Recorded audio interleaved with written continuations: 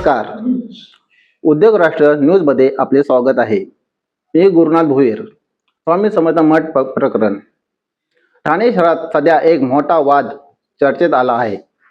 Ghodbunder road परिसरात असलेले सुमारे 20 वर्ष जुना स्वामी समर्थ मठ अचानक चर्चेत आला. माहितीनुसार ठाणे महापालिकेने त्या जागेवर गार्डन किंवा उद्यान तयार करण्याचा विचार केला होता. यामुळे मठावर कारवाई होईल अशी बातमी समोर आली आणि स्वामी समर्थ भक्तांमध्ये संतापाची लाट पसरली. यानंतर अनेक भक्तांनी ठाणे महापालिकेसमोर आंदोलन केले. काही भक्तांनी तर महापालिकेत जाऊन आरती करून आपला विरोध व्यक्त केला. भक्तांचा वाढता विरोध पाहून महापालिकेने स्पष्ट केले की सध्या मठावर कोणतीही कारवाई केली जाणार नाही, म्हणून सध्या तरी हा मठ सुरक्षित असल्याचे सांगितले जात आहे.